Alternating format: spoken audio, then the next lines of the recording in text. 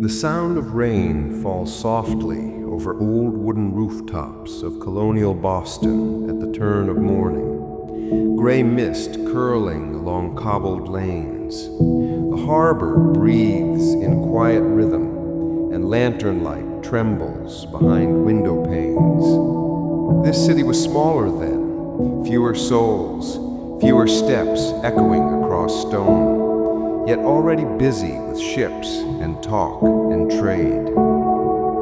On such a day, the rain does not stop for long or start with fury.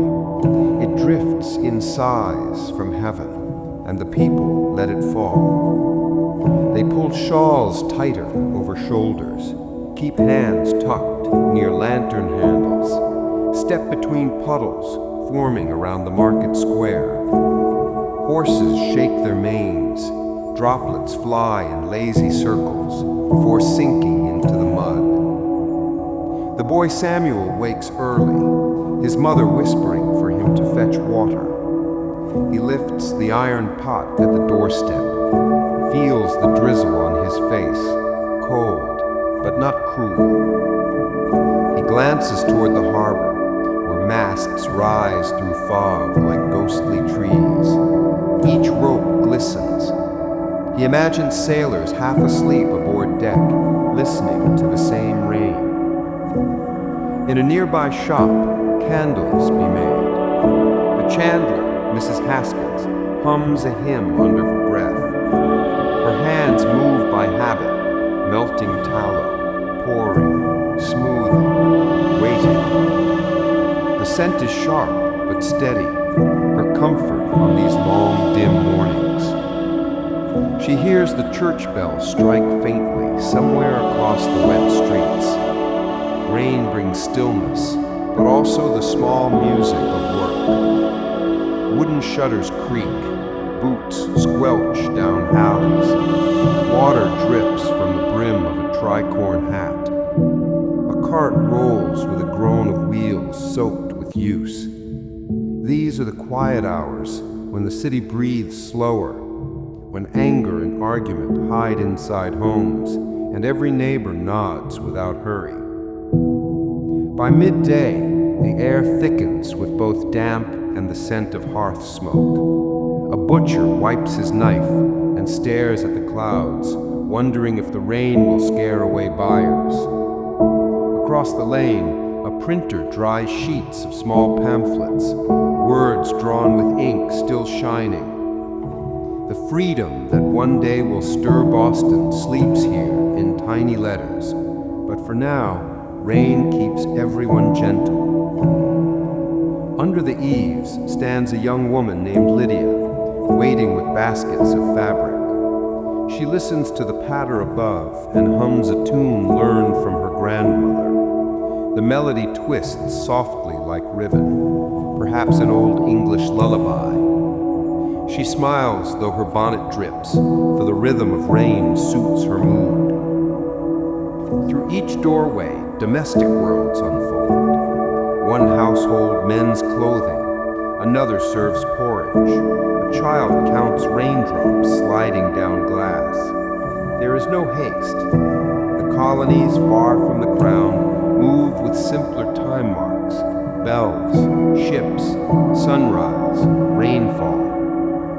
Imagine walking now down King Street, before it is called State Street.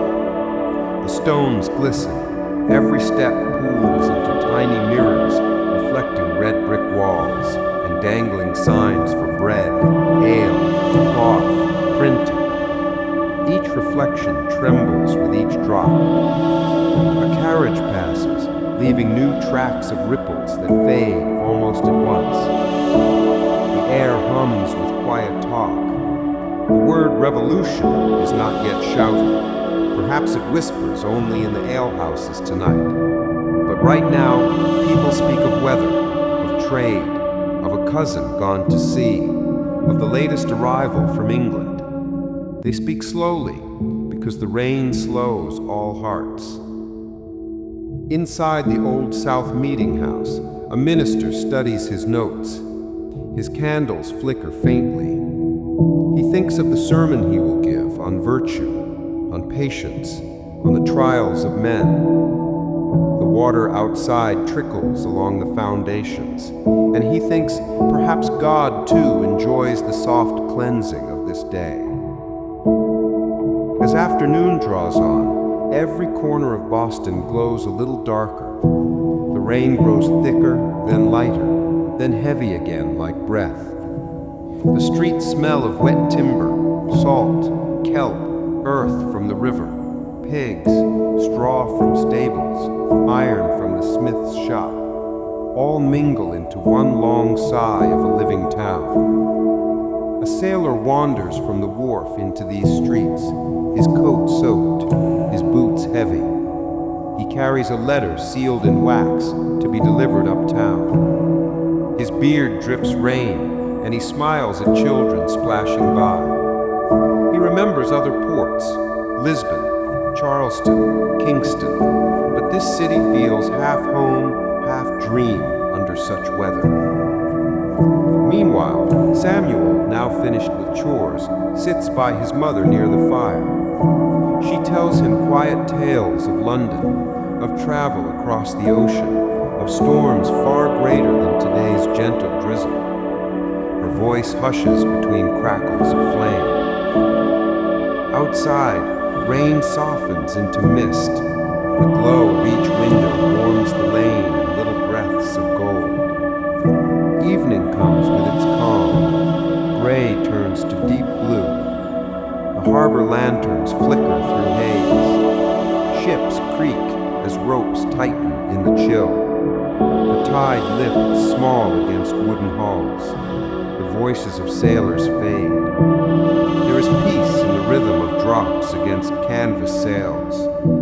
Families prepare for night, supper of bread, stew, cider, children drowsing before prayers, garments hung near fire to dry.